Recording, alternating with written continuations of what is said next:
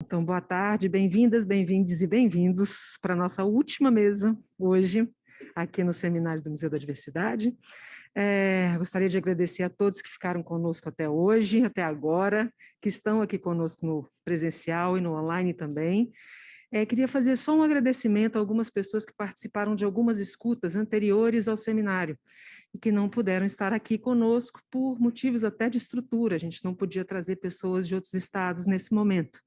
Então, eu queria agradecer a Rita Colasso, o Luiz Morando, do Museu Bajubá, queria agradecer ao Núcleo de Direitos Humanos da UFMG, na pessoa do Marco Aurélio, queria agradecer também ao Arquivo Lésbico, porque a gente teve uma conversa muito boa com a Paula também, mas a gente não pôde trazer essas pessoas para estarem aqui. Então, essas escutas foram feitas, ouvidas, e de outras pessoas também, com muito carinho. Muito obrigada a todos que tiveram, mesmo que não tivessem estado conosco aqui, estiveram antes, né, por essas escutas informais. E vamos seguir, então, para a última mesa. Vou apresentar o mediador da última mesa, que é o Rodrigo, que também está no nosso educativo, e é o Rodrigo Alcântara, que é educador do museu, bailarino formado em balé clássico e dança contemporânea, pelo projeto Núcleo Luz do programa Fábricas de Cultura e pela Fundação Teatro Municipal de São Paulo, Escola de Dança de São Paulo. Perdão. É bacharel em design de interiores e estudante egresso da São Paulo Escola de Teatro do curso de cenografia e figurino, com Serrone e com Telumiele. Traz consigo práticas pedagógicas comprometidas com ancestralidade, inclusivas e que partem do lugar da escuta. Então, Rodrigo, vem aqui e ele dá sequência aí à mesa. Obrigada, gente.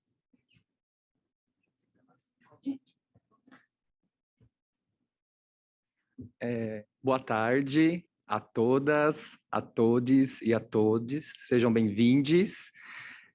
Vou começar principalmente com o tema da nossa mesa, né? Precisamos verbalizar e teorizar esses lugares, esses momentos históricos. A nossa mesa é Artes Dissidentes e Práticas Artísticas Culturais LGBTQIA+, na construção de reconhecimento, territorialidade e memória. Eu gostaria de convidar para a mesa, nesse primeiro momento, Letícia Coura, vou apresentar ela. Ela é cantora, compositora, atriz, escritora e mestre em artes cênicas pela USP. É integrante da companhia de teatro Oficina Usina, Uzona. Com música e teatro, apresentou-se em 20 países e lançou seu primeiro livro de contos em 2016.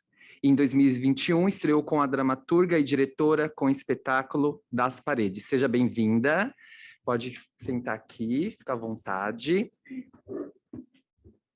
Vou apresentar para vocês também Felipe Couto, que é um artista interdisciplinar, formado em dança, idealizador do coletivo Amém, diretor criativo da agência Voadoras e cofundador da Aliança Pró Saúde da População Negra, legendário da cena Kiki do Ballroom, no Brasil, e membro do Rose of Zion.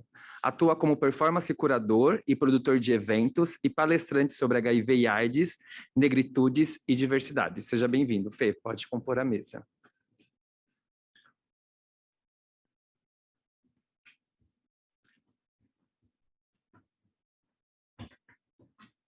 Fiquem à vontade, vocês vão ter 10 minutos para se apresentar, para falar um pouco da trajetória de vocês, e aí a gente vai dialogando, tá bom?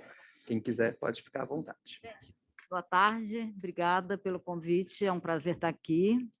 Me apresentar rapidamente, eu sou essas coisas que ele falou, mas também não sou nada disso, né? Mas eu vim para São Paulo, sou mineira, vim para São Paulo já tá fazendo 30 anos, e aqui eu caí logo no teatro, na música, que eu já fazia isso em Minas, e percebi que a vida, quanto mais a gente tem um pouco a vida pública, né? O teatro a gente não fica assim muito conhecido, mas acaba que a gente se apresenta muito, e eu percebi que a vida particular, a vida pessoal, ela estava sempre misturada com as artes, e eu fui cair de cara no teatro.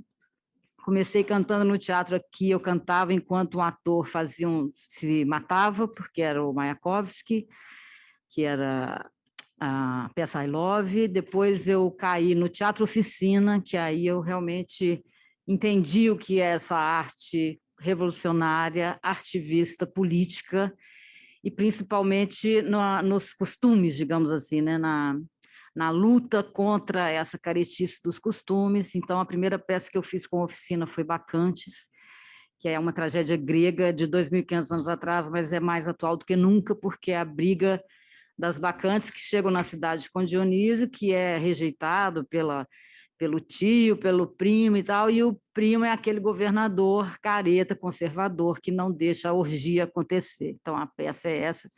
Eu já comecei fazendo essa peça, a gente depois foi em Minas, a igreja queria nos expulsar, a gente passou por alguns momentos assim. Então, eu fui cada vez mais percebendo a importância da arte para ir quebrando esses tabus, e o Oficina, as peças, geralmente, elas vão tratando diretamente dos tabus e a importância de se colocar eles escancarados, né, para a pessoa ter que se posicionar. E aí depois fiz uma peça com Sátiros também, que é um grupo que revolucionou ali a Praça Roosevelt, né? E nessa primeira peça a gente já fazia, né, o que a gente entendia como personagens femininos, quem faziam eram os homens e quem fazia os personagens masculinos eram as mulheres. Então isso já dava aquela confusão, eu fazia o Boris.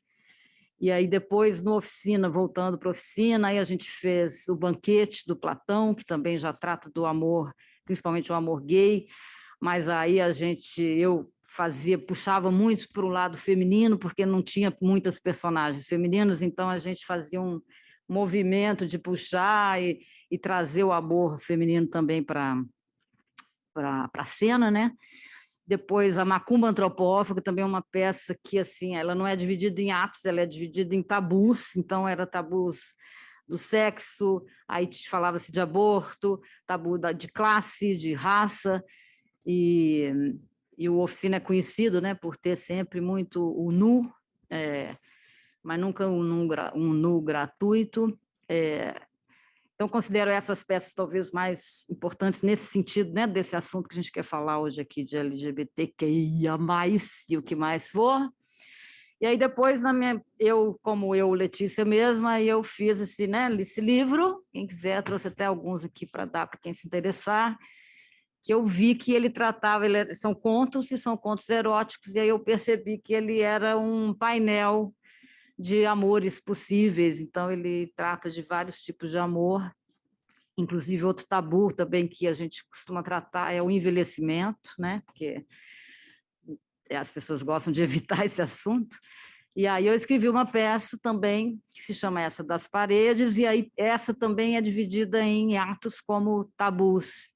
Então, de novo, só que aí é musical, é mais lúdica, porque são só mulheres em cena, e todas instrumentistas, e a gente canta novamente aí esses tabus, a gente tenta enfrentar esses tabus de novo, de raça, classe, gênero e outras coisas, né? Que mais? E aí eu estou nessa mesa assim de artes dissidentes, porque eu não faço parte, assim, quer dizer, faço parte desse coletivo que é o Teatro Oficina, a Universidade Antropófaga, mas acaba que eu fico circulando entre muitos grupos.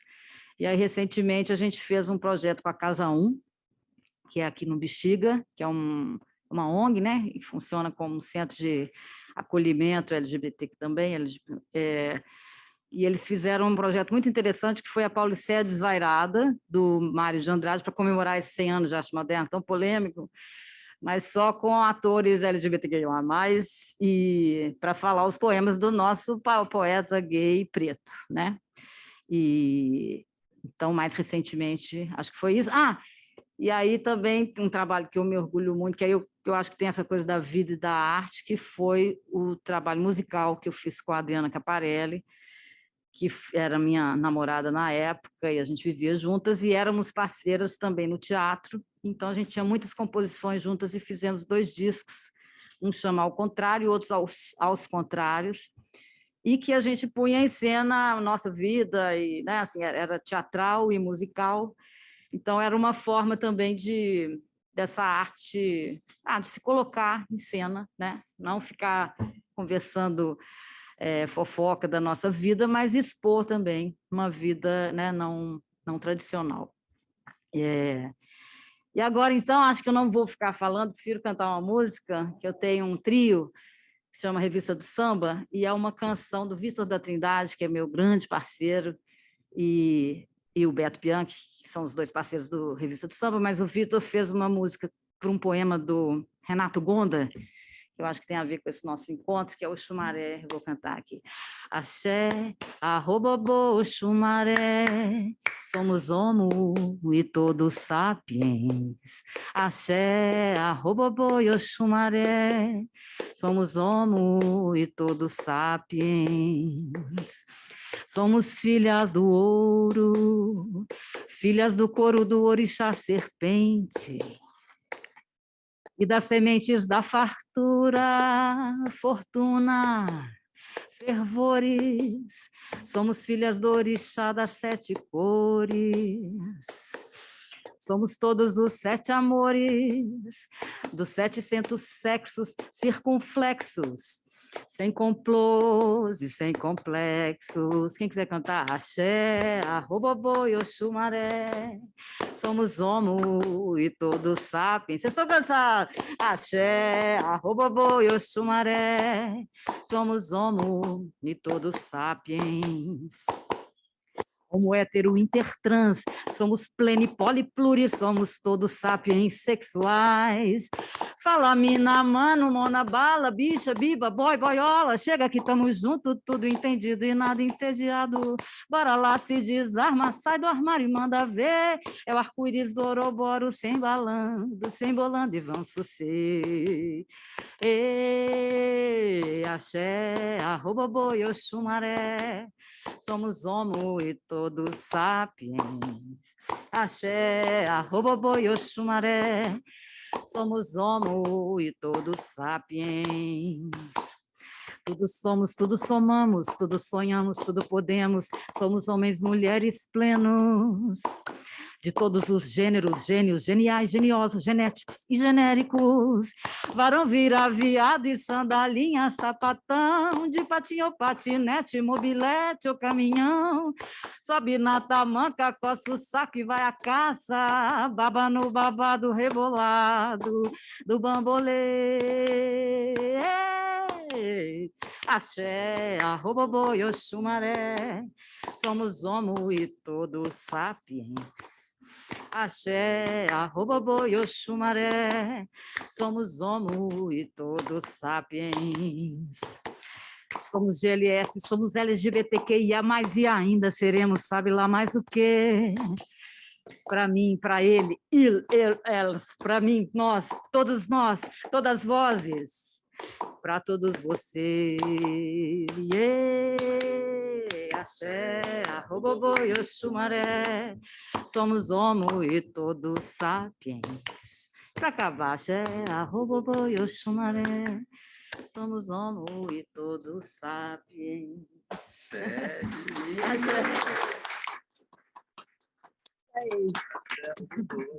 Vontade, Fê. Lindo. Eu queria cantar também, mas já digo que eu não vou terminar minha cantando. Sempre quando a gente é convidado assim para participar de alguma mesa e leem nossa bio, a gente fala, não sou eu. Não sou eu isso. Esse nome difícil que trava, que não flui, não sou eu, né? Porque a nossa caminhada é muito mais fluida, muito mais bifurcada que tudo isso. Até vou traduzir alguns nomes que vieram ali, né? Mas minha formação é na dança, mas principalmente nessa dança, nessa cultura que surge nos bairros de todas as cidades, né? Que é a cultura hip hop. Então, quando hoje, mais velho, mais teorizando, mais pesquisando outras linguagens, eu entendo que minha formação já foi multilinguagem, porque meu amigo gostava de fazer rima, eu era mais tímido para me expressar, então o corpo estava ali mais interessante. Então a garagem do meu tio foi minha primeira sala de aula, junto com um amigo da família, o Digi, meu primo, e aí tinha um que colecionava música também, que foi virando DJ, aí eu tentava ali acompanhar. E nesse processo fui me construindo artisticamente, fui criando voz também, criando identidades. E comecei no hip hop, assim, de fato, né? Eu falo que meu primeiro passo nas artes foi em 99. E foi meu passe também pro mundo, né? Foi a primeira vez que eu saio ali aquelas bordas, aqueles limites do bairro, da família, desse lugar seguro, e inicio meu trânsito. Então, por isso que eu digo que a arte, mas e principalmente essa arte periférica, o hip hop, foi meu passe para o mundo. E eu lembro nitidamente, assim, o primeiro evento de hip hop que eu vim no centro, que foi ali no antigo... Nossa, Espaço Reggae. Espaço Reggae é novo. Ali na Rio Branco tinha uma casa, assim, dedicada ao reggae, eu vou lembrar. E no comecinho da Paissandu, assim. E aí eu entrei ali naquela rua, virei e eu vi um portal ali, né? Que é um monte de gente chegando com mochilas, com roupas, com comprimentos diferentes, dançando na rua. Eu falo, enfim, encontrei algum lugar que eu me sinta inteiro ali. E foi nesse lugar que eu fui encontrando minhas identidades, falando um pouco sobre as identidades dissidentes. Eu me assumi gay dentro dessa cultura, né? Então, por muito tempo, eu fui a única bicha ali, e ainda numa construção de masculino. Então, tinha esse lugar da tolerância, né? Você é gay, mas você não é bicha. Então, até o ponto que você usar as mesmas roupas, que você falar usar os mesmos tons, os mesmos gestos que a gente vai te acolher. E a todo tempo, durante minha vida toda, nessa construção que era baseada no acolhimento, eu entendi essas regras, né? E fui fluindo a partir disso.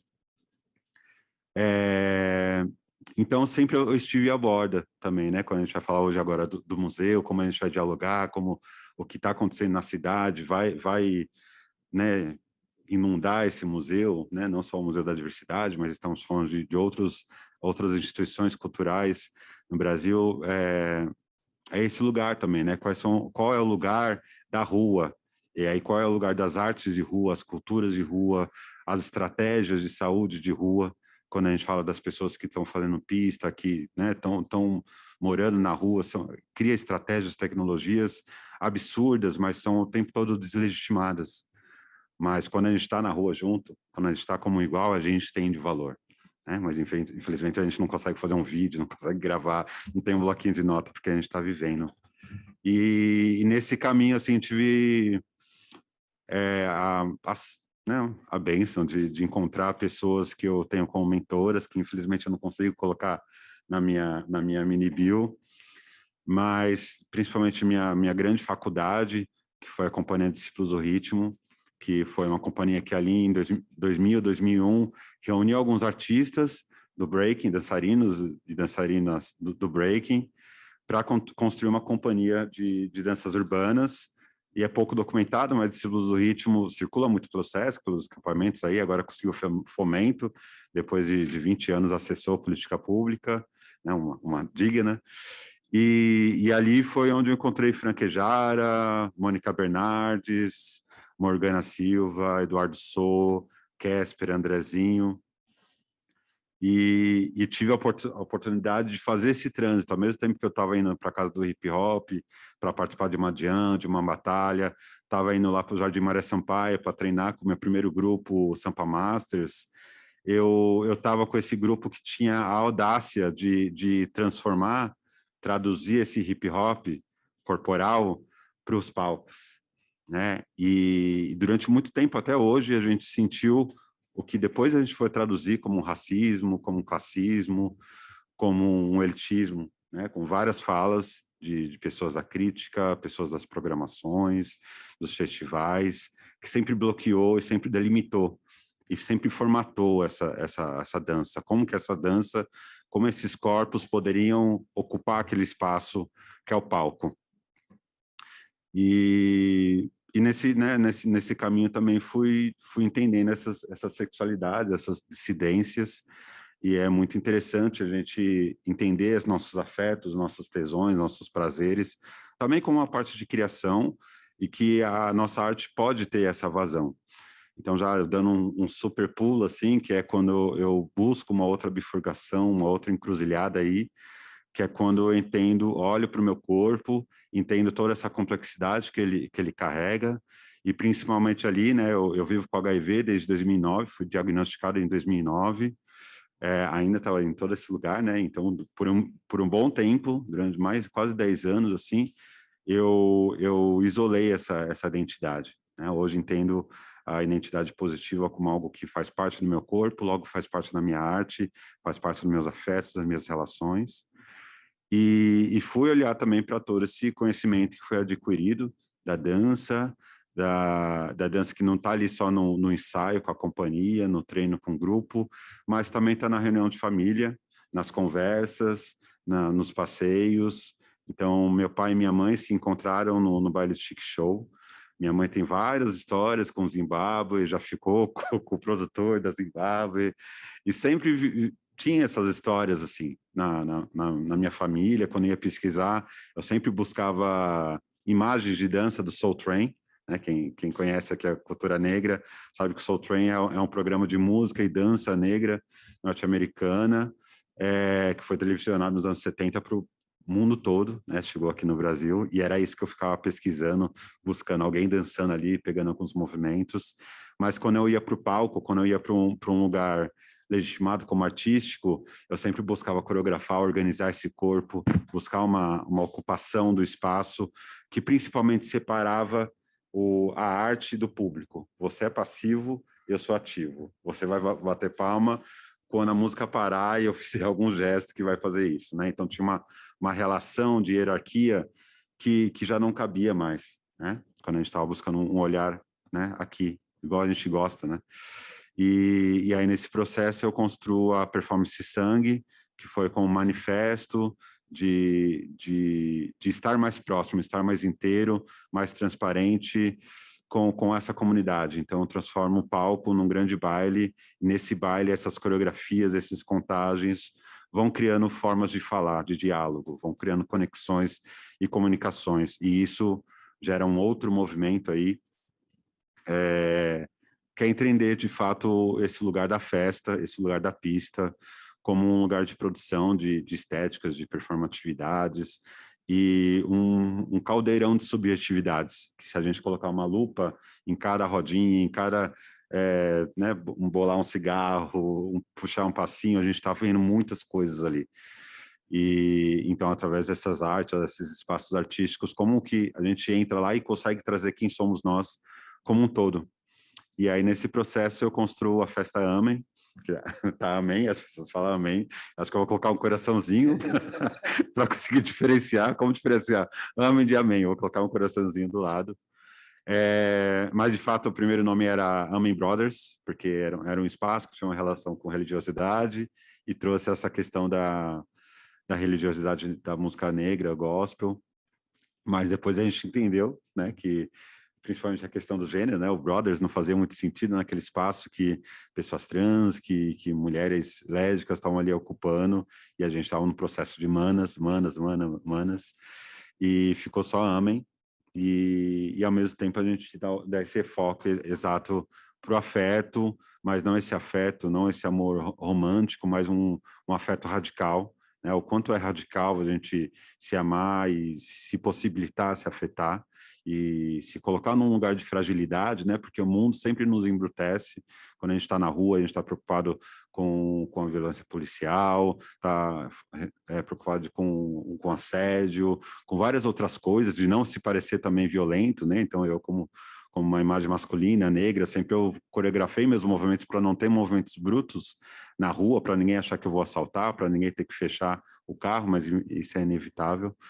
E nesse espaço da pista a gente construiu um coletivo que estava reunindo pessoas e estava possibilitando essa articulação artística, política, usando a noite. Então, a noite acho que é um lugar, né, como vários artistas, a própria Roosevelt ali surgiu disso, né, essa efervescência da boemia, quase um recorte, enquanto todo mundo estava dormindo, a gente estava ali não sei se pode falar palavrão, mas no cu da madrugada, construindo, se vestindo e se relacionando da forma que a gente queria, né? E principalmente ter esse espaço de experimento. Eu acho que é necessário e urgente a gente criar a possibilidade de experimentações sobre nós, porque a gente não vai ser igual nenhum dia, a gente vai acordar todo dia diferente, e se moldar vai matando essa fome, né, de se transformar, de se experimentar.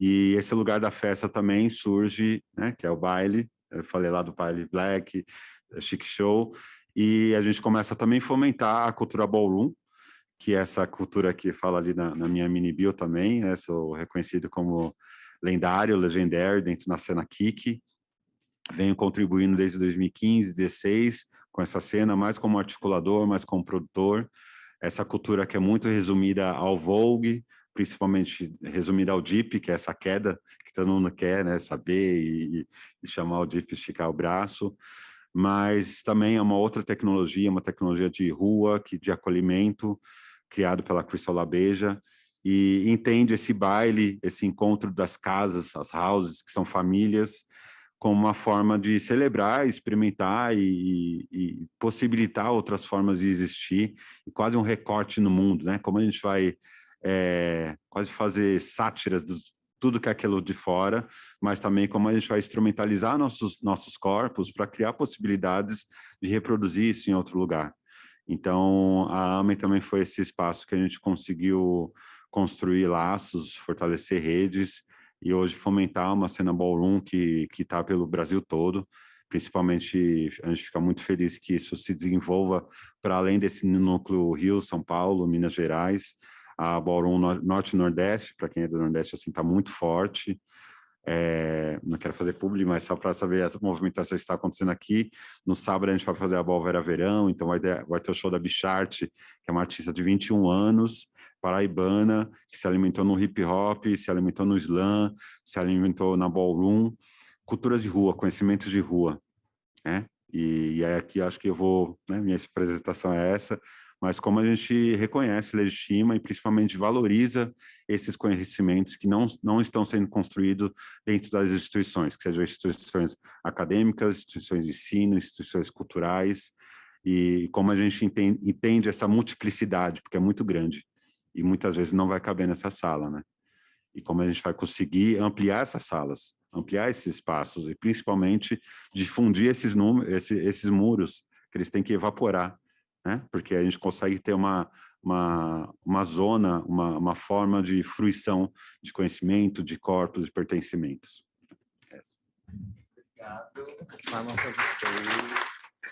Obrigado. Vou pedir só para vocês ficarem na plateia.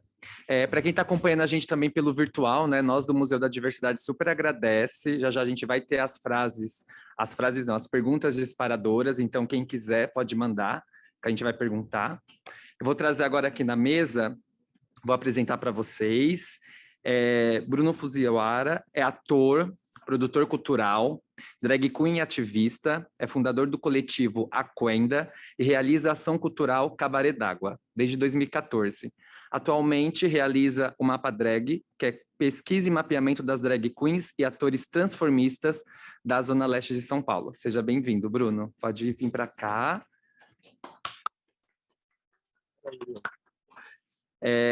Vou convidar aqui na mesa também Patrícia Borges, é representante do Transaral, um evento organizado por artistas e ativistas transvestigeneres, em colaboração com pessoas LGBTQIA+, voltado principalmente pela visibilidade trans. Nasceu em dezembro de 2015, como espaço de exibição das produções de estudantes do cursinho popular Transformação. Seja bem-vinda, Mana. Pode compor aqui.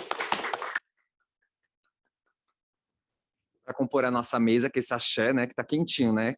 Você cantando foi maravilhosa, enfim, a gente se sente acolhido. Érica Azeviche é pós-graduada MBA em Gestão Escolar pela USP, ESAC, e bacharelada em Comunicação das Artes do Corpo pela PUC, comunicadora, estudiosa semiótica da cultura, pensamento complexo, realidade sistemática e semiótica persiana. Artista e intérprete de samba e música popular, produtora executiva e cultural, consultora e conferencista sobre assuntos sobre raça, gênero e diversidade e culturas brasileiras e ativista da coletiva A Revolta da Lâmpada. Seja bem-vinda, Érica. Fiquem à vontade para falar um pouco da trajetória de vocês, 10 minutinhos, e aí a gente já vai para as perguntas, tá bom? Quem quiser começar, fiquem à vontade. Maravilha. Boa tarde a todos, a todas e a todes. Eu sou Bruno Fuziwara, sou um dos fundadores do coletivo Aquenda, que é um coletivo que reside no extremo leste de São Paulo. No extremo leste de São Paulo, que é lá no Jardim Romano. E aí tem um vídeo que a gente preparou para vocês entenderem melhor um pouco do nosso trabalho. Eu queria começar com ele e depois a gente conversa um pouquinho mais. Maravilha.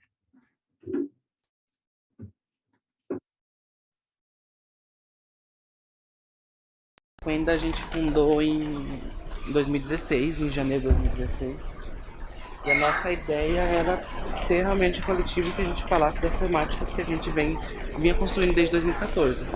Dentro do coletivo Sopobalai, a gente era um núcleo LGBT, e aí a gente tinha essa vontade de fazer algo mais enquanto coletivo, né? Porque antes a gente não tinha tanto essa ideia de coletivo, a gente via mais como um núcleo que participava de um coletivo. E aí a gente quis que isso crescesse, que a gente tomasse outras proporções, e aí a gente se emancipou e criou o coletivo Aquenda. E acho que o desejo foi assim, mútuo de todos que faziam parte, porque antes era tipo núcleo cabaré d'água, né? Aí depois virou coletivo Aquenda. Falo para as pessoas que eu não sou drag, eu estou drag, né? Porque é esse momento que a gente faz essa troca, né? O Bruno sai para que a Diana possa entrar em cena. E muitas vezes eu levei a Diana também como se fosse um espírito mesmo, de que ela vem quando tem cabaré, faz o trabalho dela e depois vai embora. Ela me ensina muito, assim, todos os dias, não só a Diana, mas assim, viver em coletivo, né? Porque eu já participei de um outro coletivo, mas foi no coletivo Aquenda que eu tive esse espírito de coletividade, de que a gente faz as coisas assim muito junto e conversa e tem as ideias assim iguais. Então é um aprendizado para mim todo dia fazer drag e estar em coletivo.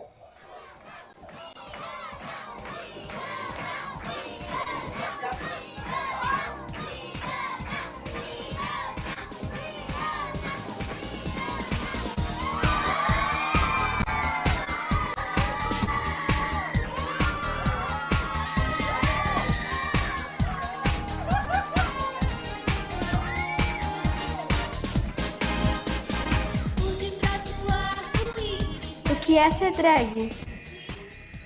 Ser drag pra mim é como se eu fosse um pintor e meu corpo é uma tela em branco e eu pintasse ela do modo que eu queira, que eu goste.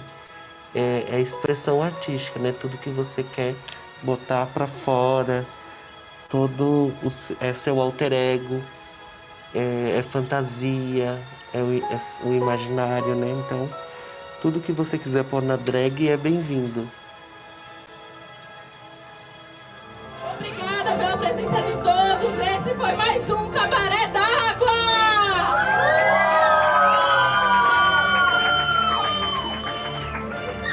É muito bom ver o Cabaré d'Água cheio de gente, porque a gente faz esse espetáculo, essa ação para vocês, para a comunidade.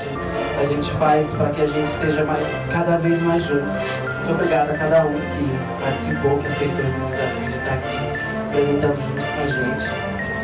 A gente faz esse trabalho, vai fazer 5 anos aqui no Jardim Romano e pela Zona Leste em geral. E hoje foi assim um sonho realizado ver isso tudo aqui.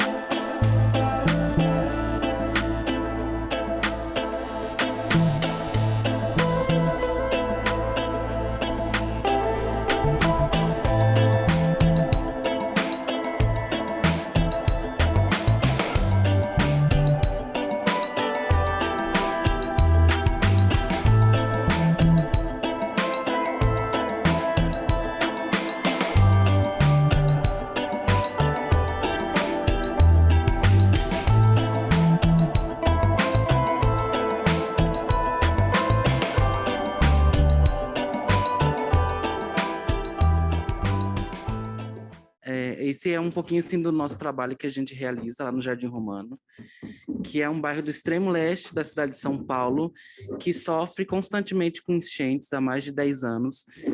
Eu sou uma pessoa que sofro com enchente também, tenho um rio na frente da minha casa. Então a gente resolveu transformar essas histórias de como a gente enfrentava, né, todas essas adversidades, enchente e todas as dificuldades em arte e transformar no nosso trabalho, né? O coletivo Aquenda, ele já existe, vai fazer 8 anos. A gente começou dentro de um outro coletivo, que é o coletivo Estopou Balaio, como núcleo, e aí a gente decidiu se emancipar por várias questões, né? De ter mais espaço, de ter outros espetáculos, de não ficar só ali no Romano, mas de expandir o nosso pensamento para outros lugares, outras regiões. E aí a gente fundou o coletivo Aquenda em 2016, e de lá para cá a gente vem realizando sempre o Cabaré d'Água, que é o carro-chefe, né, do nosso coletivo. Ele sempre tem um tema e a gente fala sobre esse tema nas músicas, nas performances. A gente convida uma pessoa para debater numa roda de conversa, por exemplo. Nós temos um espetáculo chamado Periferida, que é a história sobre um menino que é drag queen, que mora na periferia, e uma travesti, e quanto as histórias dos dois são diferentes, né, que muitas pessoas ainda hoje em dia acham, né, que drag queen é travesti. A gente mostra no espetáculo que é totalmente diferente, né? A gente tem 3 atrizes trans no espetáculo para dar essa representatividade, né, e para elas poderem falar a história delas, falarem a versão delas, né, de como que é ser travesti na cidade de São Paulo, no Brasil, que é o estado que mais mata, né, LGBT no mundo, ainda mais travestis e mulheres trans. Então, e foi uma luta a gente conseguir ter 3 mulheres trans, né, no espetáculo, porque ainda assim era muito difícil. A gente sempre teve 2, teve vezes que a gente teve uma só, mas a gente sempre tentou buscar para que pudesse ter no espetáculo, né, que a gente achava muito importante.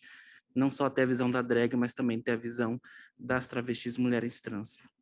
Durante a pandemia, a gente realizou um espetáculo chamado Brilho e Batom, que a gente gravou por conta que não dava para fazer nada, né? Que tava tudo fechado, os espaços fechados.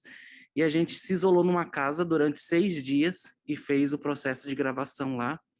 E assim foi muito importante esse processo assim para gente, porque o espetáculo era para resgatar as memórias das antigas drag queens, né? Os atores transformistas da cidade de São Paulo, como Silvete Montilla, a Miss Biá, que faleceu, né, com a Covid-19, Salete Campari, Cacá de Poli, Márcia Pantera, Divina Núbia, entre outras, né? Então a gente queria resgatar as memórias delas, porque a gente não viu em nada, em documentário, em nenhum documento que tivesse, e pegar essa história de como elas começaram, que são pioneiras, né, da arte drag, e a gente colocar a nossa história junto também. Aí deu Brilho e Batom, uma vivência editada, que a gente fez 16 apresentações online em espaços de cultura, né, pelo YouTube ou pelo Facebook, e deu assim super certo, só que a gente não chegou no lugar que a gente gostaria, né, que a gente queria estar no palco fazendo, né, como a gente gostaria. Mas a gente está na luta aí para ver se consegue apresentar nos palcos. E agora, atualmente, a gente foi contemplado na 6ª edição do Programa de Fomento da Cultura da Periferia, que é muito importante, né, para a periferia esse programa, que foi uma luta da periferia, buscar esse programa para que atendesse, né, os coletivos da periferia que muitas vezes não conseguiam acesso a essa lei, né, a esses editais públicos também, que é sempre tão difícil, tão burocrático. Então, já é a 2ª vez que a gente consegue acessar essa lei de fomento, a gente está muito feliz por conta disso, e realizando um marco histórico, que é fazendo o primeiro mapa drag do Brasil, que é um mapeamento de drag queens da Zona Leste. Né, a gente está pensando se a gente expande para outras zonas, porque está havendo muita procura, e muitas drags estão... A gente já mapeou quase 500 drags, né, assim, dentro das zonas de São Paulo e do Brasil também, até internacionalmente. Porque a gente entra no perfil da drag, a gente não tem lá, eu sou da Zona Leste, Zona Sul, a gente manda mensagem, aí fala, eu sou de tal zona, a gente vai colocando a nossa lista lá, já estamos chegando quase a 500, e está sendo bem legal também esse primeiro passo, que é entrar em contato, né, saber a zona, mandar um formulário para elas preencherem, e o segundo passo é a gente tirar uma foto delas gravar um vídeo e depois a gente colocar no nosso site. A gente está construindo o site também, a gente espera que tudo dê certo e em novembro a gente lança o site e essa plataforma que é o Mapa Drag, que inclusive é para as drag queens ter mais visibilidade e profissionalização, né? Porque a gente vê que é muito precário a arte drag no Brasil e também elas colocarem lá se elas têm outra profissão, né? Por exemplo, é drag queen, mas é cabeleireira, é costureira, faz estética. Então, ter lá que a pessoa pode, o contratante pode entrar no nosso site, procurar drag, se ele quiser contratar ela para ser só drag ou se quiser outra profissão que ela faz, também vai ter como. Então, a gente vê como isso abrindo portas para que outros artistas possam se profissionalizar, né? Porque a arte na periferia é muito precária, né? Muitos equipamentos são sucateados, então a gente vê que a gente é uma porta para esses novos artistas ou artistas que já estão na caminhada há muito tempo, mas que têm essa possibilidade. Eu acho que é isso.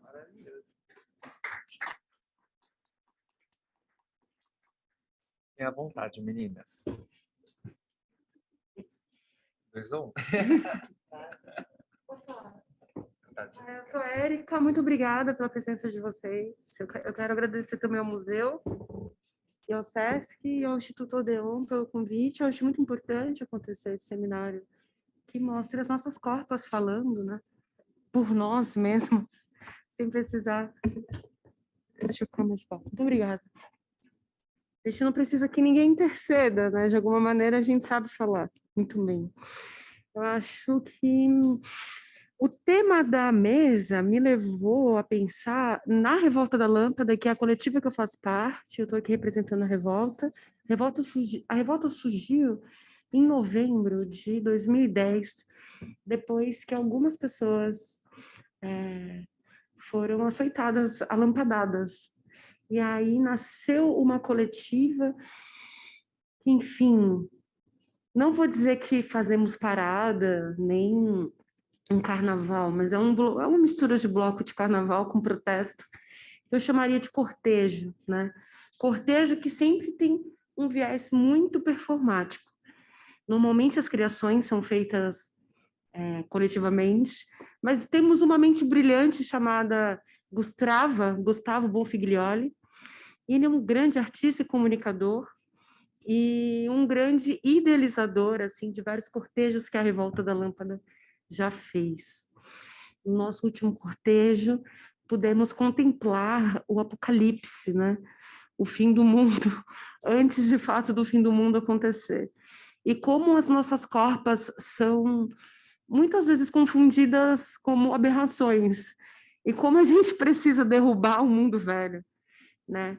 Para fazer surgir aí um mundo novo que abarque a nossa existência sem mutilar tanto os nossos corpos.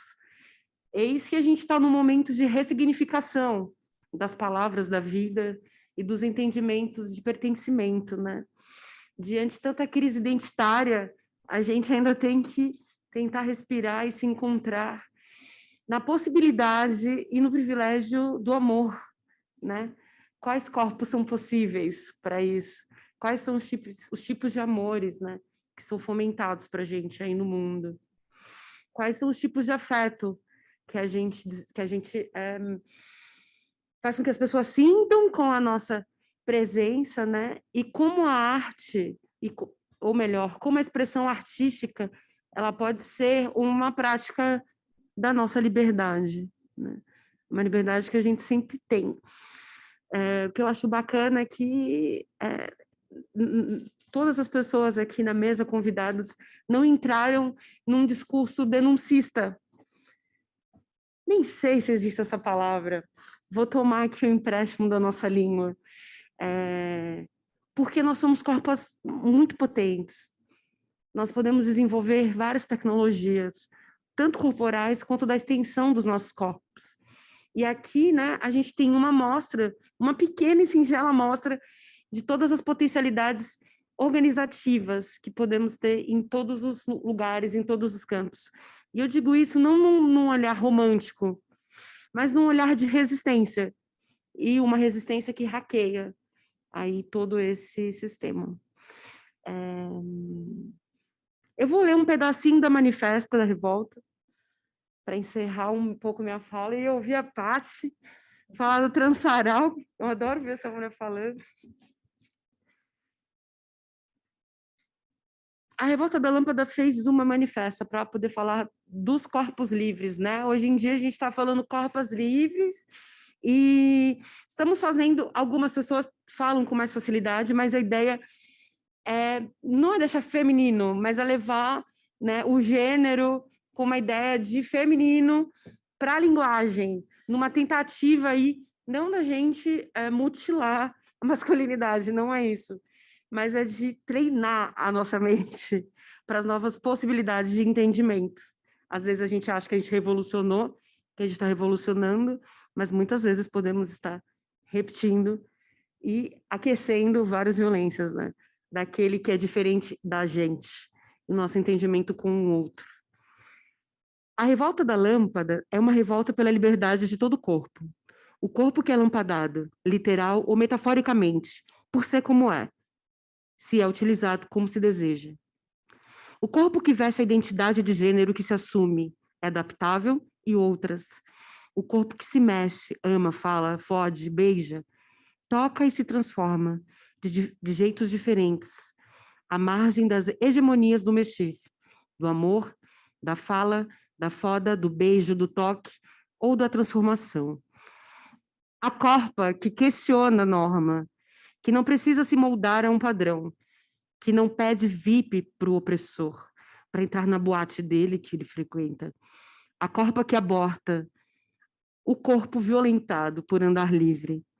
A corpa transformada, cuja forma original não representa a pessoa que carrega. A corpa que tinha pinto e agora tem vagina, e vice-versa. O corpo que utiliza o aparelho excretor para outros fins deliciosamente não reprodutores. O corpo pintoso, afeminado, aviadado, fechativo, a corpa de macha, de dique de sapatão. A corpa de peito e de pau, a corpa de barba e salto. A corpa grande ou pequena ou peluda ou pelada. A corpa negra, branca, vermelha e amarela. A corpa que envelhece. A corpa que busca outros estados de consciência. Inclassificável, a corpa permitida, a corpa política.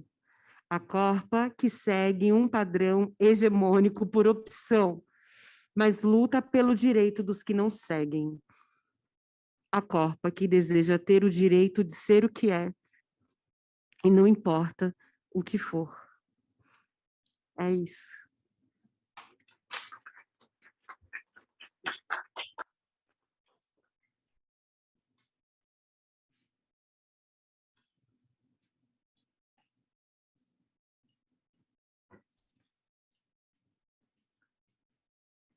Boa noite. Bom, eu sou Patrícia Borges, acho que algumas pessoas aqui me conhecem, aquela discreta chegando. Licença para chegar, licença as minhas mais velhas, as minhas mais novas. Sou a representante aqui do Trançaral, né? É bastante importante e ressignificante trazer assim e falar que eu sou a representante, porque foi uma luta para ser a representante, né? Como é a luta de uma pessoa trans nessa sociedade que nos mata a cada instante. O Trançaral, ele nasce em 2015, eu não fazia ainda parte, né? Uma amiga me chamou, me convidou para participar do Cursinho Popular Transformação, Amanda Pascoal, e isso foi assim no finalzinho de 2015 para 2016, e daí eu conheço o Cursinho Popular Transformação, que ele nasce, né, da PUC, né, na Semana da Diversidade, que o professor questiona seus alunos, falando o que vocês fazem pelas pessoas trans, na Semana da Diversidade. E daí algumas pessoas pegaram e foram a fundo e se organizaram e pensaram, vamos fazer um cursinho voltado para as pessoas trans, travestis e não binárias. E aí, automaticamente, foi acontecendo, e daí nasce o Cursinho Popular Transformação, e que é um espaço, né, que se tornou seguro para as pessoas trans para ingressar na faculdade, né? Ou seja, o tão alcançado curso superior, porque que é isso, né? O conhecimento da vida às vezes é descartado, mas o conhecimento acadêmico é o que se faz necessário. Então, acho que teria que ser um pouco dos dois, né? E assim.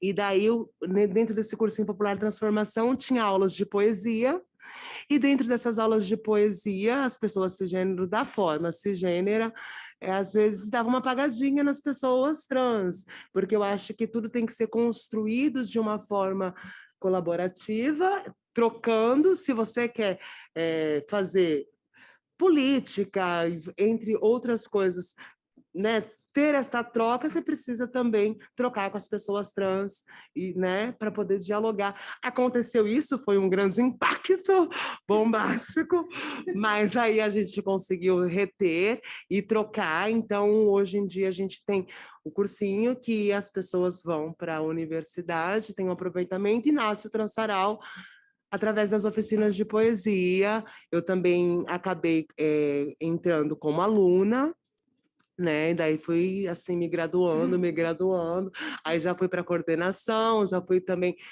nasce uma oficina que eu dou, que é da Transversa também, e agrupando com o Transaral, que eu vejo como uma plataforma que dá visibilidade, formação e atrela essas corpas num lugar muito seguro e que as pessoas vê com outro olhar, né? Que elas chegam lá numa coisa padrão, numa coisa conceitual e tal, tudo. Então, o Transaral ele se tornou uma plataforma de formar pessoas e também de dar essa visibilidade e de fazer um encontro das mais velhas com as mais novas. Eu me renovo com as mais novas, né? Porque automaticamente, historicamente, a sociedade como um todo, eu digo a sociedade como um todo, porque a sociedade nos perseguiu na década de 60, de 80, eu digo as travestis em si, né? As pioneiras, assim, que eu digo que a gente precisa sempre estar trazendo, porque teve uns rios de sangue, né? Então, quando eu digo, voltando um link para o Transaral, que eu me renovo, é porque isso, é a juventude trazendo e vendo que elas não precisaram sofrer o que eu, por exemplo, sofri. Hoje eu vou fazer 3.2. Estou no meu inferno astral, Ariana, tá chegando.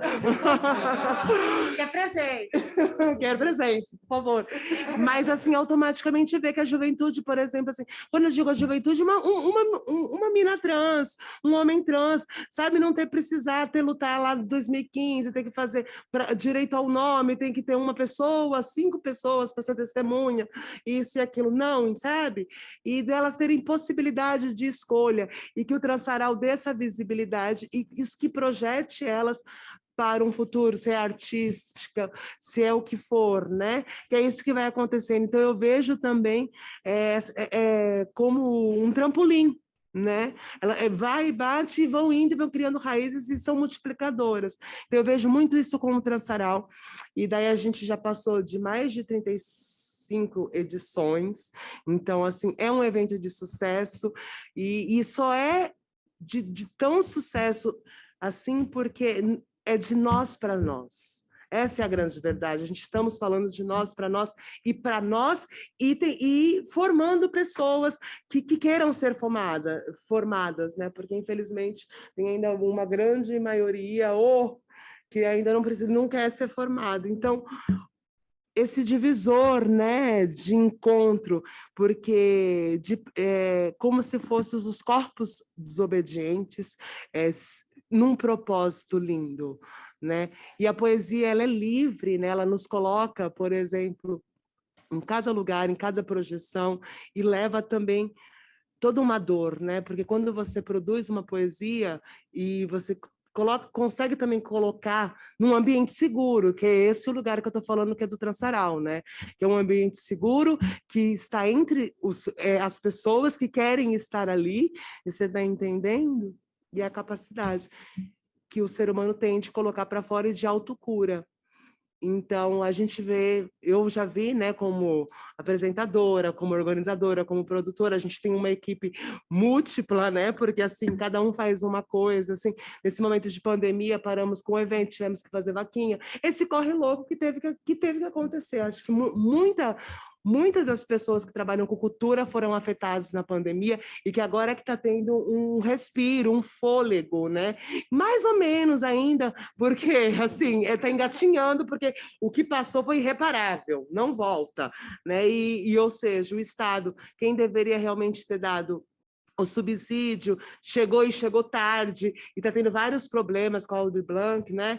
Que a gente está vendo aí que está acontecendo, mas de alguma forma conseguimos, né? Estamos aí com uma vaquinha também para mídias sociais, porque o rapaz que está com o celular acabou quebrando, entendeu? Mas é isso, se recuperando, se reinventando, construindo, para poder chegar em mais pessoas e a gente conseguir se renovar, se atualizar, que é o importante. Então, eu vejo o Transaral como nessa vibe, nessa energia gostosa, que você vai, que você curte, que você bebe um drinkzinho, vai lá, faz sua poesia e tal, sabe? Confraterniza, sabe? É povão, vai chegando e vai acontecendo. É uma coisa mágica. A gente teve um agora...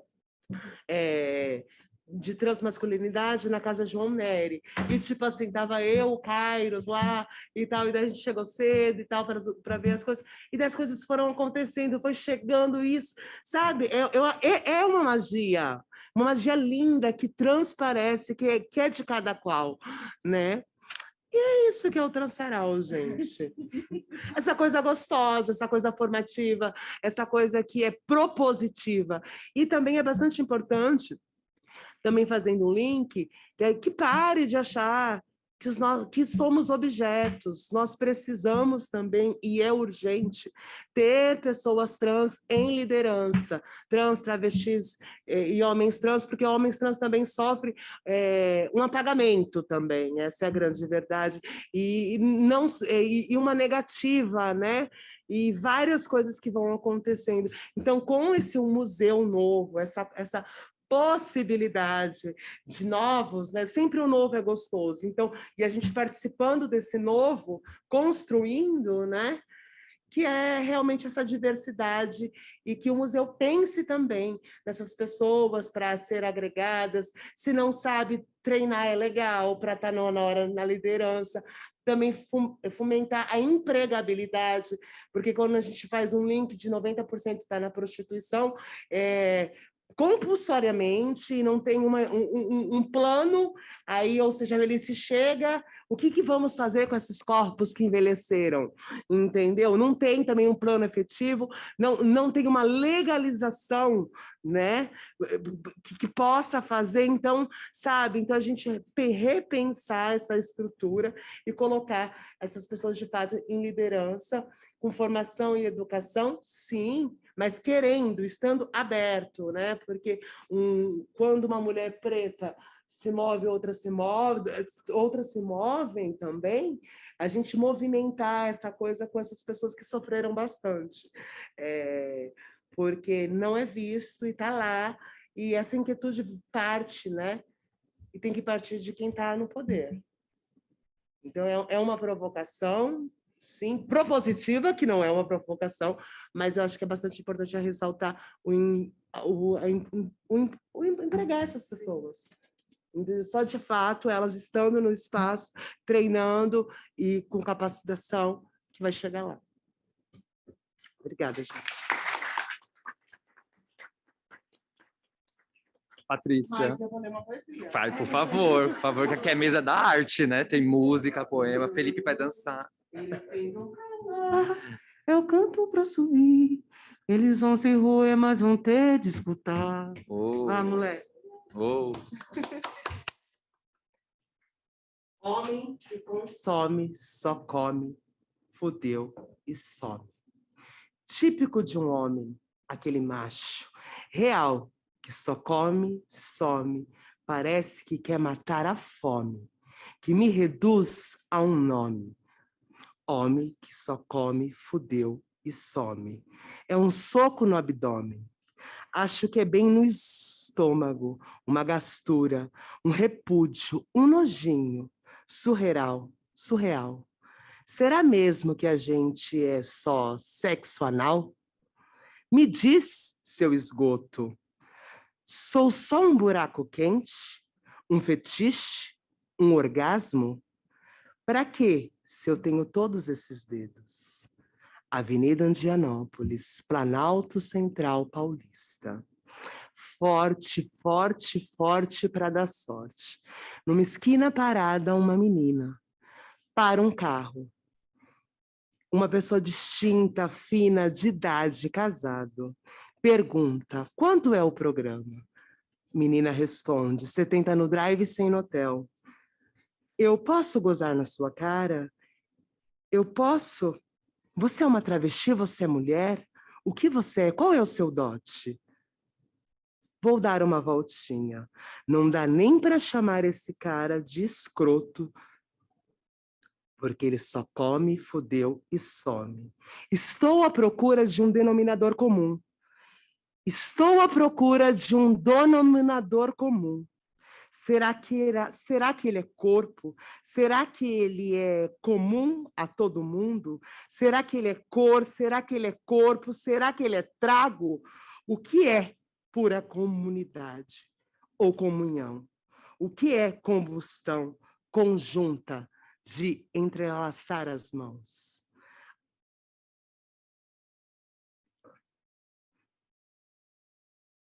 De entrelaçar as mãos.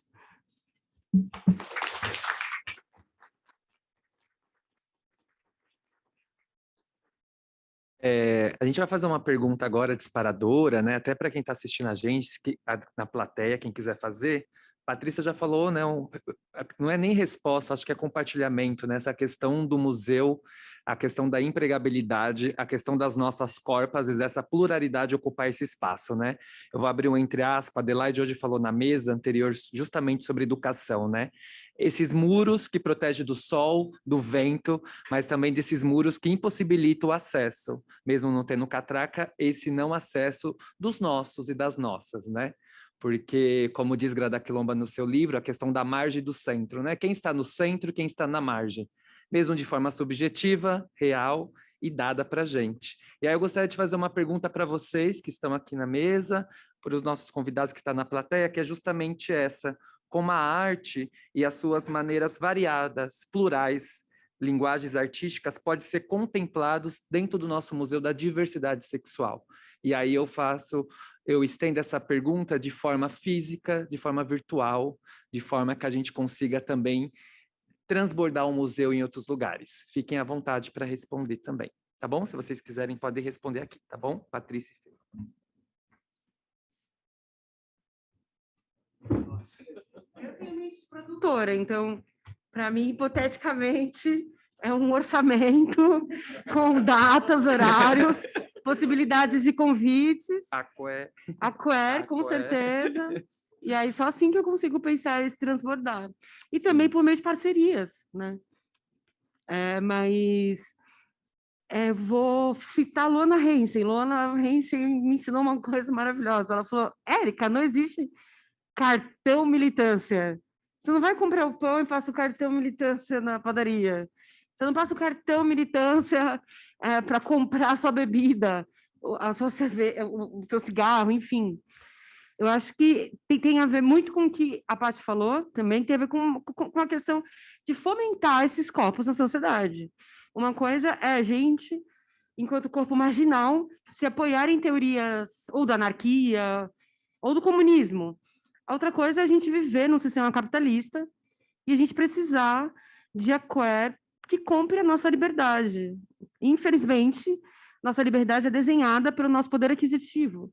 Então, se a gente quer dar liberdade para algumas pessoas, sim, a liberdade pode ser a fomentação de um projeto, né, que haja uma troca. A gente não pede esmola. De fato, a gente quer ser reconhecido como profissionais e como artistas que somos. Eu acho que essa é a maneira enfim, já que a gente falou do Museu da Diversidade, nós estamos todos aqui, fomos bem convidados, avisados, né? Não vou entrar nos detalhes, mas também Eu me senti respeitada por esse convite. Existem muitos convites que eu recuso, porque eu não aceito menos. E eu não estou falando de uma questão financeira. Eu acho que eu não aceito mais ser desrespeitada ou me sentir sugada. Tem a ver com a objetificação dos nossos corpos também.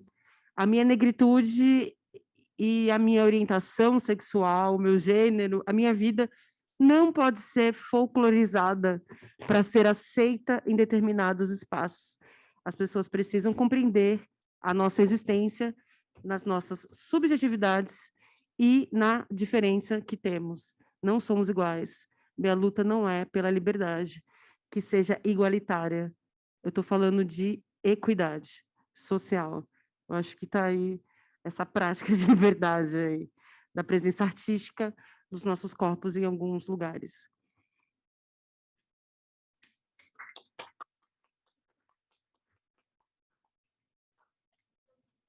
Fica à vontade, Letícia.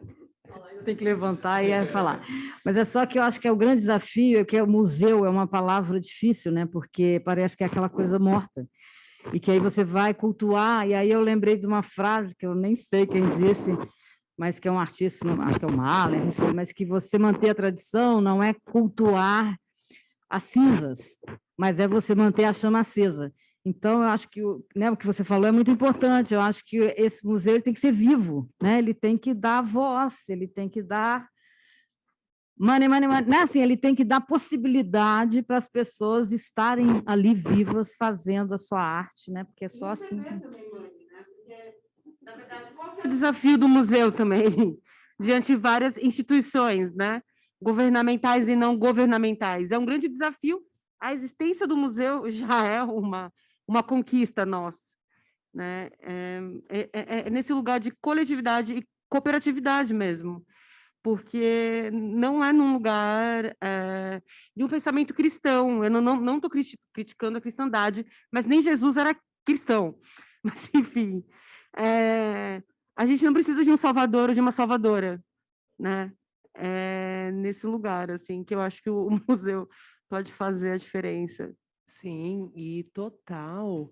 A diferença, historicamente, isso vai ficar na história, porque o que esses artistas podem dar de devolutiva, e sabe, porque é isso, a gente vem de 2 anos, né, de uma pandemia, e tipo, muitos estão se equilibrando, tem, sabe, e de alguma forma, os meus ancestrais, muito dos conhecimentos era falado, e temos a possibilidade, quando essa mana maravilhosa vem e chega e fala das cinzas, vamos manter sim o velho, sim, mas com colorido, com uma coisa jovial, uma coisa assim, sabe, gostosa, uma coisa assim, sabe, porque também, de alguma forma, os nossos corpos são coloridos, quando a gente se encontra, a gente vê pluralidade, e o ressarcimento, tanto financeiro, mentalmente, porque aí a pessoa vai poder estar plena para se entregar mais a esse ambiente no qual ela está sendo convidada, vai poder estar inteira, e uma contribuição que vai ficar no museu como história. Estamos deixando um legado para o Museu da Diversidade. Então, que o Museu da Diversidade consiga fomentar e respeitar dignamente esses corpos que vão estar se doando à sua arte, porque a arte não é valorizada, como a educação também não é. Então, quando a gente fala de fomentar e ressarcimento, eu acho que é importante. Porque quando a gente coloca o valor ali em si, o valor de uma arte de uma pessoa é inegalável. Entendeu? Então, eu acho que é uma contribuição, possibilidades para que algo aconteça. Concordo com todas as falas e acho que também o museu ele é vivo, né? Então o museu ele pode ir até a periferia, ele pode ir lá formar essas pessoas, essas crianças. Na nossa comunidade a gente tem uma relação muito forte com as crianças adoram, né, as drag queens, então eu acho que é levar assim, informação, reflexão, né, para essas crianças que vai ser o futuro da gente, né? Com a gente elas já aprendem muito, mas se a gente tiver condições de dar uma oficina, de dar um curso, de falar sobre sexualidade para essas crianças que muitas vezes não têm essa oportunidade na escola, os pais não conversam com essas crianças, então a gente já dá um passo muito grande, né? O museu se deslocar da onde ele está para ir para uma periferia, eu acho que isso já é bem gigante. Eu ia falar exatamente isso também, né? Com essa questão da fisicalidade, é uma ideia formada, né? Mas como a gente entende o museu, que ele pode estar em outros lugares, né? Mesmo o Museu da Diversidade, como ele pode ir até a periferia, não só chamar. Então, acho que essa propositividade também dos espaços culturais, principalmente dos museus, de reconhecer que está acontecendo alguma coisa na cidade e facilitar essa aproximação ou estar ali acolhendo esse lugar. Mas eu ia falar um pouco sobre a curadoria de Anne Lima, artista curadora, assim, que movimentou muito nos últimos anos esse lugar, esse pensamento e possibilidade de pessoas negras, LGBTQIA+, periféricas estarem, ocuparem esse lugar da curadoria. Ela fala que curadoria é sobre cura. E aí, quando a gente fala sobre cura, né, o que a gente está falando? Né? Qual é o histórico do museu? Qual é o histórico das políticas públicas no Brasil, em São Paulo? Qual é o histórico das instituições culturais? Quando a gente fala de 100 anos dos modernistas, qual é o histórico? Quais são as feridas abertas que esses processos deixaram? Então, a gente tem uma grande tarefa de curar. E quem são as pessoas, quem são as feiticeiros que a gente vai chamar para estar aí? Então, acho que esse lugar assim, da curadoria é um lugar de disputa muito importante, que é de dentro a gente vai estar começando a pensar, né? A gente tem esse processo de políticas, de pensamentos, que a academia pensava ali numa sala fechada entre poucos homens brancos cis, normalmente, e só apresentava, falava, isso aqui que a gente criou para vocês, agradeçam a gente. Mas a gente está num momento que é diferente. A gente tem que estar desde o zero, marco zero, assim, como a gente vai começar a pensar, e a apresentação vai ser natural, porque a comunidade já vai estar dentro do processo, né?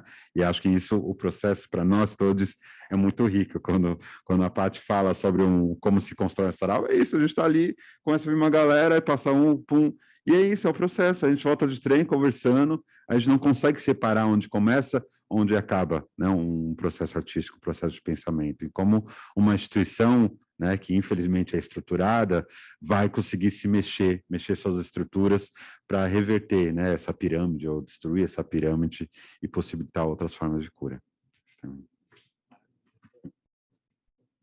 Você me fez lembrar, a gente participou de uma mesa, né, com o Alan, você me fez lembrar justamente sobre esse lugar de cura e curadoria, né? David Kato, né, do próprio África Queer, ele traz isso, né? A homossexualidade, ela tem que parar de ser elitista e seletiva.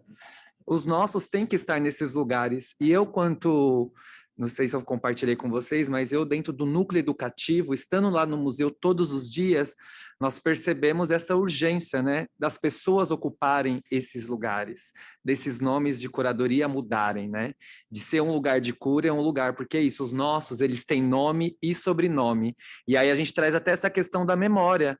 Cadê a memória dos nossos que fizeram história? Cadê a memória dessas pessoas, né? Igual a Patrícia traz. Hoje, na mesa anterior, achei muito importante e significativo isso, né?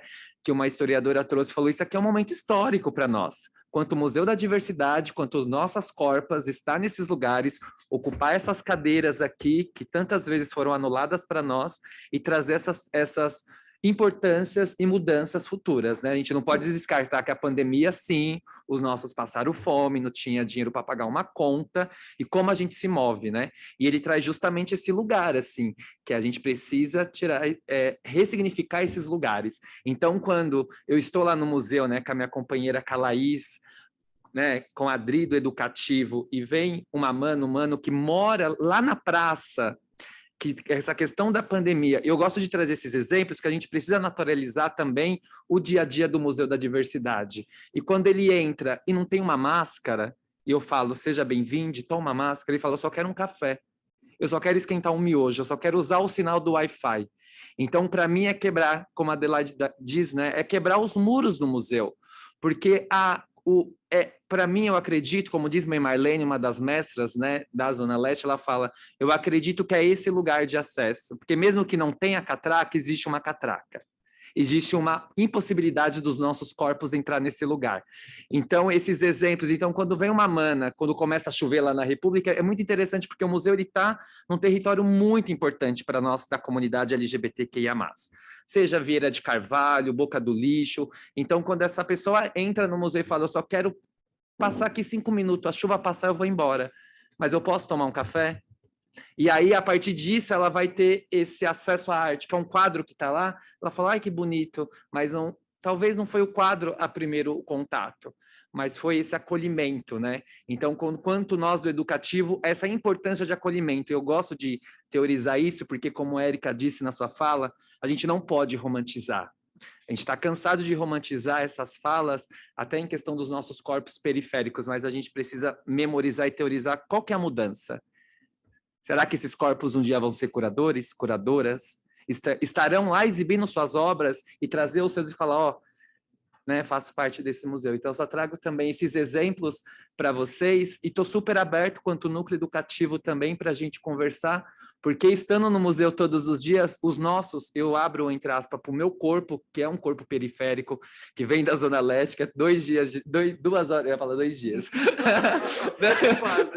2 horas de trem, os nossos corpos são atravessados constantemente. Quantas vezes, quando eu entrei no museu, eu ia para casa pensando, falava, qual que é a minha importância nesse lugar?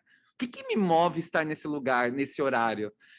O que me atravessa, né? Então, só queria trazer esses exemplos para vocês, e se a gente, né, vai ficar aqui a noite toda com esses exemplos, e exemplos sensíveis de corpos que estão vivos, né?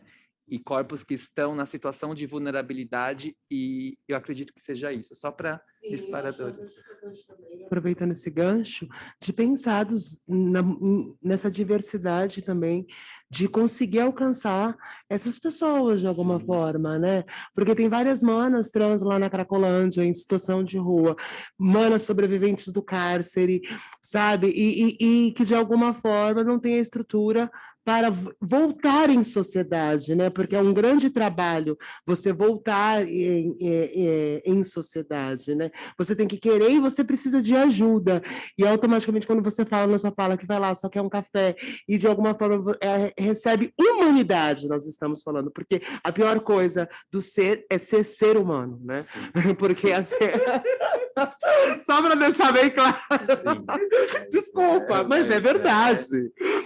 Entendeu? Mas automaticamente a gente pensar e conseguir ajudar essas pessoas de alguma forma, dar um carinho, um respeito, porque a primeira coisa quando você vê uma pessoa em situação de rua, é aquele choque, aquela confusão, e você paga para ela sair perto de você. Você nem sequer, às vezes, olha para ela no olho e tenta trocar uma energia. Então, às vezes, ela só quer que você olha, converse com ela, dê dignidade. Só que daí você está com o seu dia a dia na sua loucura e tal, você acaba até se esquecendo e acaba tirando como se fosse nada também. Quer um cigarro? Vamos, cigarro! Sim, é verdade. Não, mas você não se coloca que ali tem um ser humano que teve uma vida, que várias coisas aconteceram. Então, quando você traz... E também pensar nessas políticas que essa diversidade, essa pluralidade do museu, como está construindo, que consiga romper também, que tenha trabalho para essas pessoas também pensar de alguma forma, não sei, juntos, né? Porque eu acho que é um problema muito mais estrutural, é um problema que já envolve outros fatores, né? Mas pensar, eu acho que pensar para esse novo também seria muito interessante de alguma forma que a gente possa fomentar juntos. Sim. Eu gosto muito de usar as palavras fomentos, né? Vamos fomentar. Mas é bom, interessante. E fazer esse link, né? Porque esse artista também que migrou de outro lugar, que a gente vê muitos artistas de rua, e que executam um trabalho fundamental, mas às vezes por não ter um documento, às vezes por não ter, sabe? Porque são vários fatores que também, dentro de uma contratação, contratação que, sabe, vamos pensar alguma outra forma também, para que esse dinheiro circule de alguma forma, para que a arte não morra. Eu acho que esse é o papel também, trazendo mais outra provocação, entre outras, mas estou sendo provocativa, propositiva, tá? Não estou sendo negativa. Mas é maravilhoso isso que você traz, a Érica também, né, trouxe a importância. Às vezes a gente pensa que não, mas uma pessoa não tem um celular, não tem um e-mail, e falar sobre, né, o tema da mesa, ele vai caminhando para esse lugar também, falar sobre políticas públicas, né, e de aqué e de orçamento. Os nossos, às vezes, não sabem escrever, um projeto, né? Eu acho muito bonito e de teorizar esse lugar também, né? Coletiva Quendo, eu conheço muito de próximo, assim, saber esses avanços e dos nossos conquistando políticas públicas que a gente sabe que é barril, é babado, fomenta a dança, fomenta o teatro, nesses lugares, obrigado, Adri, nesses lugares que o projeto, a gente não tem estrutura, a gente não sabe escrever. Então, como que são esses encontros, né? E pensar sobre produções artísticas, né? Eu fico pensando, na minha cabeça fica pirando, encontros sobre sensibilizar projetos, de como escreve, como faz uma carta de intenção, como que você também teoriza e memoriza o seu trabalho, né? Tantas coisas. Ó, tem uma pergunta, né, Dri? Quem tiver também no online, que aí eu vou fazer para a gente aqui, fiquem à vontade também para vir aqui. Museus e eventos de cultura estão preparados para receber artes dissidentes e desobedientes? A coisa mais estranha que eu já vi numa galeria foi fotos de pessoas em situações de rua. Né? Fotos belíssimas, mostrando a desumanidade. Mas as pessoas não estavam lá. Mas aquele corpo objetificado, sim. Muitos de nós, se a gente não trabalhar, a gente também vira pessoa em situação de rua. Eu me sinto muito próxima a isso. E eu cito isso porque a gente está falando de identidade social, que tem que ficar cavando e buscando cada vez mais, né? Nesse sentido que eu acho que o museu ele não precisa deixar de ser um museu, não precisa deixar de ser uma instituição, não precisa deixar de ter as suas normas e suas regras, assim. Eu acho que, de fato, o que a gente precisa é de uma ressignificação na nossa estrutura de pensamento, para a gente, sei lá, se habilitar a como pensar, a elaborar a permanência de determinados corpos nos espaços, e não apenas também a mera visita ou como, sei lá, vamos inventar um termo, processo de giftificação. Você vira um gift do rolê, né?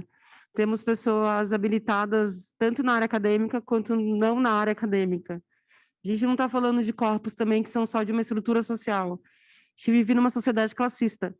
Aqui a gente tem várias classes sociais. E é essa diversidade aí, né, que parte também a diversidade sexual dos nossos corpos. Então, não tem como pensar nisso de uma maneira que não seja interseccional. Inclusive, eu descobri essa palavra na Revolta da Lâmpada. Kathleen, que me perdoe. Kimberly, né? Ela me perdoe, mas que a gente se compreenda, né, como multiartistas, pessoas multidisciplinares e também interseccionais. Acho que nesse lugar. Fique à vontade. Vem cá, Felipe. Senta aqui. Quer sentar aqui, Fê, um pouquinho? Senta aqui. Vai. Eu me pergunto também, né, como produtor cultural, como a gente vai realmente promover esse espaço de desobediência, de dissidência, de expressão, experiência. E aí a gente tem que pensar que esses corpos de travestis, de transmasculinos, de pessoas não binárias, pessoas negras periféricas, carregam muitas violências e carregam muitas indignações. Então, eu acho que esses espaços do museu, o espaço do Museu da Diversidade, principalmente, que está falando sobre a diversidade sexual, mas também de racial, territorial, vai acolher, né, pretende acolher muitas indignações. Então, como que esses espaços a gente também vai possibilitar essa expressão também da indignação, e isso a gente não pode ignorar o ódio. Né? A Erika Monguinha fala muito sobre organizar o ódio, mas organizar o ódio é um processo, porque às vezes a organização do ódio vem de quebrar uma cadeira. Essa é a minha forma de organizar o ódio. Estamos prontos como gestores, como produtores, mas também como público, né? sem brutalizar essas vivências. Eu acho que também é muito interessante entender que nós aqui também somos público. Então, quando a gente pensa, né, esse corpo desobediente, como que é para nós? Né? A gente vai falar, isso não é arte, isso não é isso me ofendeu. Né? Então, acho que é muito interessante a gente pensar isso, como a gente se coloca disponíveis para acessar esses corpos, porque quando a gente falou de rua também, na rua a gente vive isso. Tem um surto, tem um ataque de violência E a gente está ali, ó, esperando acalmar, fazendo essa gestão. Então, acho que dentro do museu a gente também é interessante no educacional também pensar isso, né? Como a gente vai acolher esses corpos que carregam muitas violências, muitos ódios, muitas desobediências. Porque muitos desses corpos precisam de um grande trabalho. Eu digo por mim mesma, eu já estive em situação de rua, fui expulsa de casa com 6 anos de idade. Expulsa de casa com 6 anos foi ótimo, olha, com 6 não. Ou seja, com 6 anos de idade já tinha essa essência, já tinha essa pessoa que vos fala maravilhosa. E, ou seja, passei a minha trajetória muito dura, já levei tiro, facada, várias coisas. Eu consegui ressignificar e transformar isso em amor, mas nem todas as pessoas estão e conseguem, e, assim, e tá tudo bem também não conseguir, porque não tem que ter uma obrigatoriedade, porque assim, um indivíduo não é igual ao outro indivíduo. Somos corpos plurais e cada qual tem o seu tempo, né? E como lidar com tudo isso e conseguir agregar, porque, assim, sempre quem está na ponta são esses corpos, né? Que historicamente vem acontecendo várias violações e que a gente, às vezes, por não fazer nada, estamos compactuando também. É um sistema que ele é voraz e cruel. Essa é a grande verdade, porque muitas das pessoas acabam caindo no seu conformo, né? No seu dia a dia, acabam esquecendo de que tem outras coisas acontecendo, né? Com esses corpos, e que são atrocidades, por exemplo. Quando você vai fazer uma visita num centro de acolhimento, é percevejo, é tiriça, é isso e aquilo, e é um salário mínimo que está sendo destinado para, sabe? São muitas violações dentro dessa massa. Quando você fala de política, vamos realmente falar de política, mas política para quem? Como é feita essa política? Quando você diz da pirâmide, entendeu? Lá na ponta, ou lá de cima, é de cima para baixo, ou é de baixo para cima? Outra coisa que você também trouxe de uma grande reflexão de ter pessoas e tal, por exemplo, trazendo que tenha muito mais hoje em dia, tanto na política, na arte, isso. Então, eu trago como se fosse uma denúncia. É uma denúncia. Porque, ou seja, esperou você passar muito tempo para ter essas representatividades. Então, historicamente, então, se chegou, tem que vir mais e assim, mais e mais, entendeu? Para fazendo um link para poder entender esses lugares, né? Porque quantas pessoas LGBT você não passa, você não vê em situação de rua? Quantos sonhos foram destruídos, entendeu? Por esse sistema voraz, caçador de alma.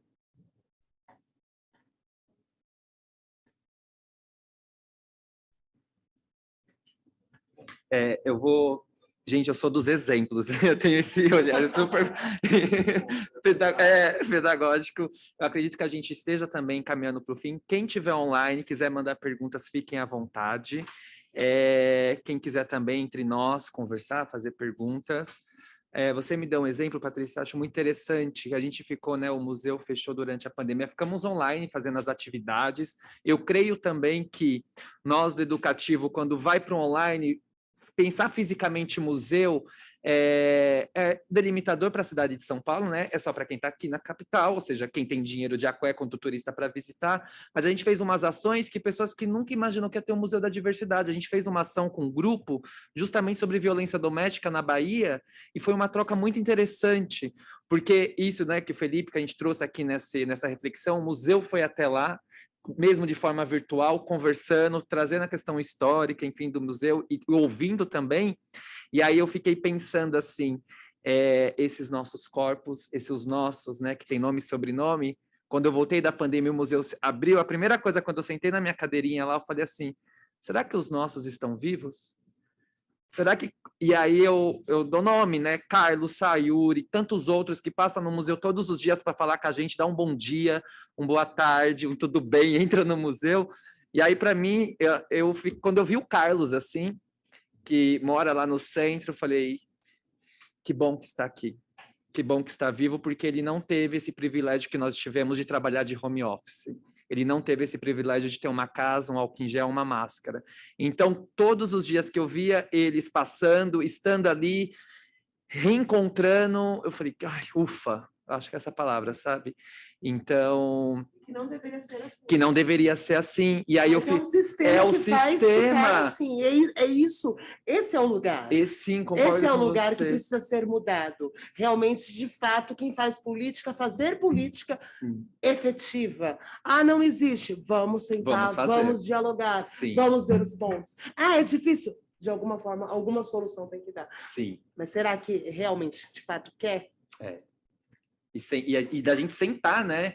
Ou como na outra mesa, a gente precisa fazer essas mesas de trabalho para além da discussão, colocar a mão na massa, né? Como diz minha mãe, colocar a blusa aqui e a gente fazer. Porque ninguém é conhecedor de tudo. Não. Eu acho que é a troca, né? Sim, Que vai se somando e que vai chegando numa coisa propositiva e legal para um todo, né? alguém tem mais alguma pergunta? A gente está caminhando para o fim.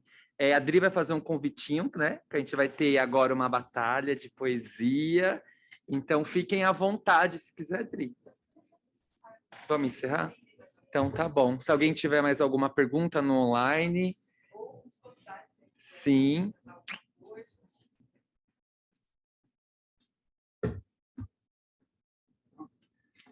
Vai ver. Eu fiquei pensando muito assim sobre essas representações, né? Somos representantes de coletividades. E eu acho que o próprio sistema capitalista tem esse processo da individualização.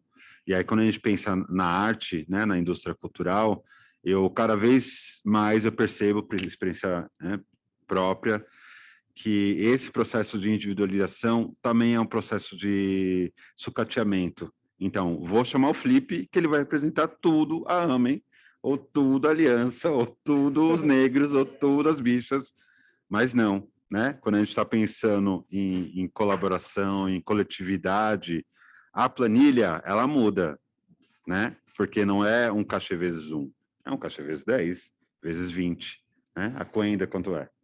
Né? Então, é diferente, né? Pagar o cachê de R$1.000 para uma pessoa, mas essa pessoa ela vem com bonde, então não vai dar para pagar 1.000 para uma, 200 para as outras, né?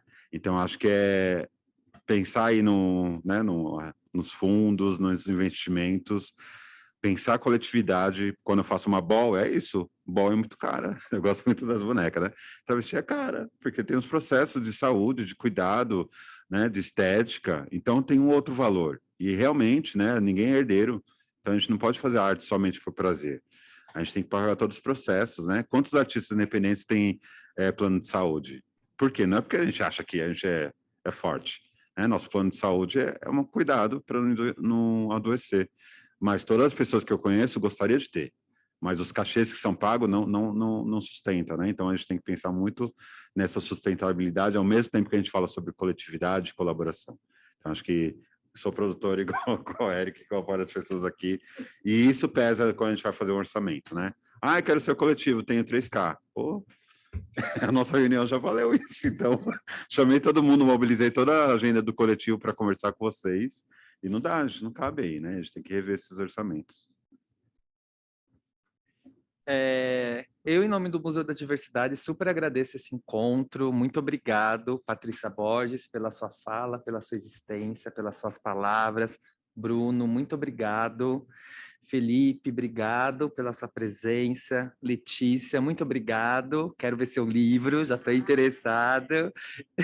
Érica, muito obrigado. A gente, quanto Museu da Diversidade, a gente finaliza esse ciclo. Estamos super abertos às possibilidades, que seja um renascimento, que a gente precisa disso. Axé para quem é de axé, e obrigado para quem acompanhou no virtual, né?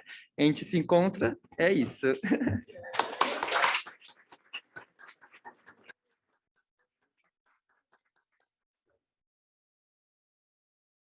Gente, Rodrigo já agradeceu, boa noite para vocês, mas fiquem mais um pouquinho, porque a gente tem Batalha Dominação. Então, 5 minutinhos, nós estamos voltando. Só o tempo da gente se arranjar aqui. Vou aproveitar para agradecer, então, a todos que estiveram conosco, a todos os convidados que estiveram com a gente nesses 2 dias, ao público online, ao público presente, a equipe do SESC, que nos ajudou muito, a nossa equipe que trabalhou para caramba, obrigada, e a todos que estão conosco, mesmo sem estar aqui, né? Que estão com a gente de antes e que eu espero que estejam depois, que estão conosco de alguma maneira, seguindo um caminho aí que a gente está tentando traçar nesse tempo, tá? Obrigada, aguardem um pouquinho, que batalha está chegando e vai ser muito incrível. Até.